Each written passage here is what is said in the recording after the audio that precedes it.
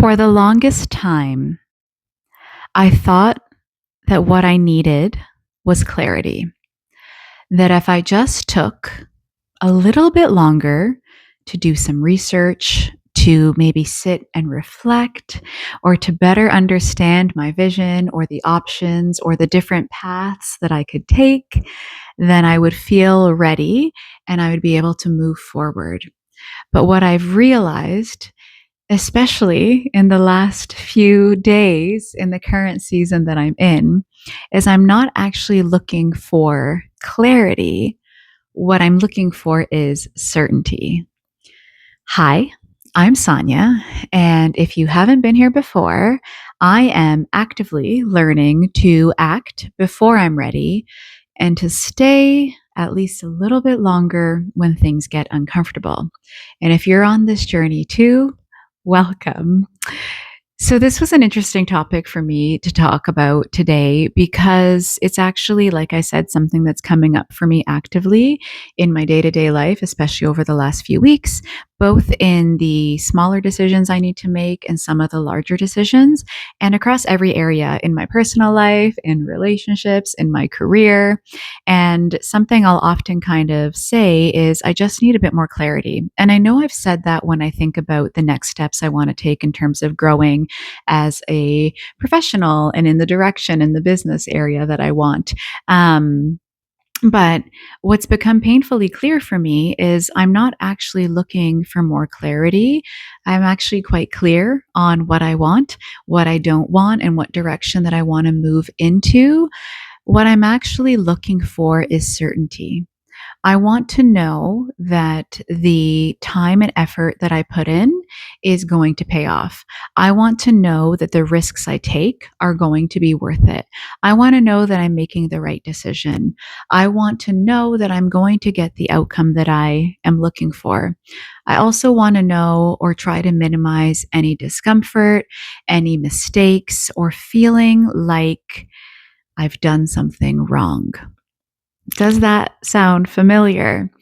And, especially when it comes to my career, I've done a lot of project and program management, and I do pride myself on optimizing and thinking 30 steps ahead in understanding the big picture and how things fit together. And it's a skill set that I actually am proud of and one that serves me very well. But where it can become a crutch is when we try to over optimize so that we can find a perfect solution, and we don't realize that that's actually what's keeping us stuck. So, the most simple, basic example I can think of this, and it's kind of funny, is when you're a kid and you have a crush on someone in class, but it's way too scary to tell them.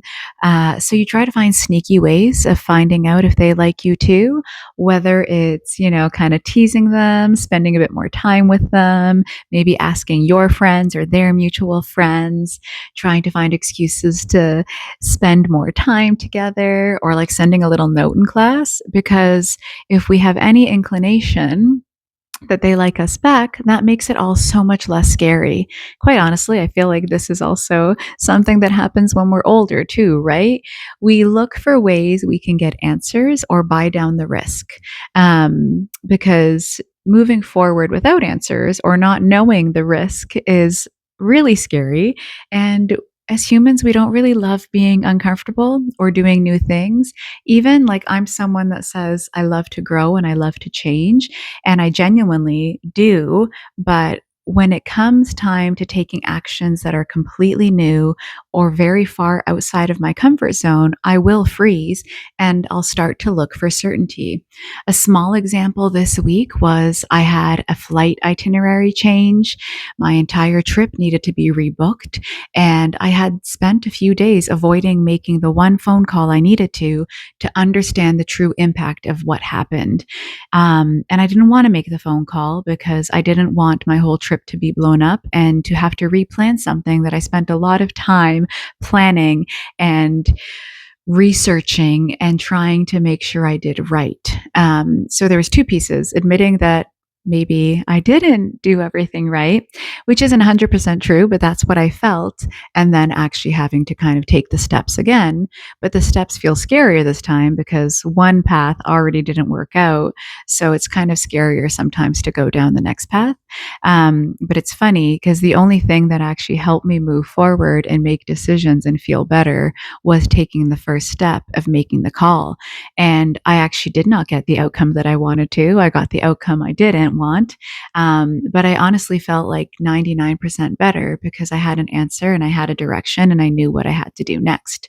And it's the same thing with bigger decisions.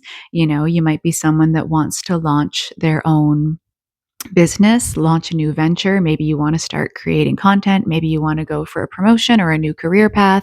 And you might be someone that then sits, I need to research and I need to take courses and I need to learn. And I know that's me. Every time I've gone to do something new, I've probably signed up for a new certification or I've listened to a number of podcasts or I own hundreds of books, love to read, love to learn. But I remember hearing this on one of those podcasts is the work isn't actually in absorbing the information. It's important and it's value added, but the work actually comes in following the advice that you read about, that you hear about, that people give you, in taking action, in moving before you might feel ready or before you have the answers. And that's the really hard part, but that's what I know I'm actively learning to do. And this fear or this protective part will have you believe that you can think your way into the answer. But oftentimes, you really do need to act your way and move your way to the answer and through the experience so that you know what comes next. And I know I talked about this in my last video in the context of motivation. So, motivation doesn't come first, action comes first. You need to take a step towards what you're moving towards. And for me, the most often or like frequent example of that I use is fitness. So you're not motivated to work out. First, you start working out, you start to collect feedback on what you like and what you don't like. And then that makes you want to work out more, move more, and then you get motivated because you're getting the results. And that's kind of the loop. And it's the same feedback cycle here. We need to be confident or understand kind of what we want and then take the first step towards that. Based on that first step, we get feedback, and based on that feedback, we can decide our next step and then keep moving forward. And I think the part of this that is sometimes difficult but really important, at least based on my journey, is really connecting with your self-trust.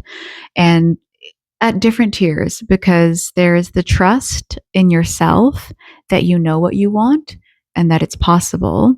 There's the trust that there are different ways to get to the same destination. So you don't have all the answers and you likely won't have all the answers. And then there's the trust in yourself that no matter what happens, you're going to figure it out and you're going to be okay. And that to me is the hardest part. And that's why I think something I say again in every video is the best thing that you can do in these situations is one, become aware of your fear, become aware of your patterns, become aware of where optimizing, controlling, or trying to perfect things can be coming into play.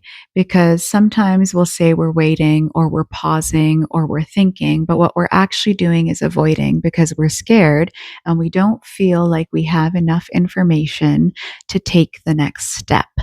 So if you're aware of that, you can then check yourself and see, is this fear valid? Will I actually be able to get more answers? Do I actually need those answers to move forward? And is there a tiny step that I can take either way so that I take that action and start that feedback cycle and then understand and gain a bit more clarity on what I need to do next so I continue to move forward versus trying to think my way forward? And it's so important to learn to identify those tiny steps and like the smallest barrier to entry.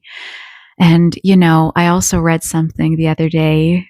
There's two things that I think I'll leave you with. One was what I read, which was, you know, A lot of us as humans are on this quest for certainty or finding the perfect answer, and we want to predict the outcome. We want to know what the perfect path is with the least traffic or the cheapest route or that's going to provide the best views or guarantee that we're going to have success. But life doesn't work that way. We have to move forward and leap forward and trust that no matter what happens, we're going to be okay. And trust that there are different ways to get to the same destination. Um, and the other thing that a friend said to me today is when you're in it, these decisions feel so intense and they feel like completely life altering. And it is true that a small decision could change the trajectory of your life and, take you in a new direction. I'm not going to say that's not true, but a year from now, 5 years from now, 10 years from now, they won't be as heavy. And you'll look at them as a lesson or a pivot or something that needed to happen for you to get to where you are. And I can say that with a high degree of honesty that good or bad, the experiences that I've had, the decisions that I've made, the lessons that I've gained throughout the journey that I've been on so far have all shaped me in beautiful ways and have all helped get me to the next step on my journey and to where I'm going. And they don't always feel good. And I think actually what I want to talk about in a future video is kind of what it feels like to be in the messy middle and to be between stories or identities. But we will save that for another video. But yeah, it feels really big now, but it won't be that big later. And I think that that provides some comfort in being able to move forward. We can always recover, we can always change, we can always make a new choice. And I said two, but I think that's the third one. Like you're allowed to choose differently and change your mind. And whatever journey you take, you'll get to where you're going and you'll be able to find your next step. So that's what I think I'll leave you with today. But let me know in the comments if you've ever kind of convinced yourself you're looking for clarity, or you've kind of thought, I just need to do a whole lot more research, read a bit more, and then I'll be ready. And if you've caught yourself in like, oh, what I'm actually looking for is certainty. And yeah, maybe what you've done to navigate that experience or how you got the courage to move forward. Yeah. Hope you have a wonderful day, and I will see you in the next video.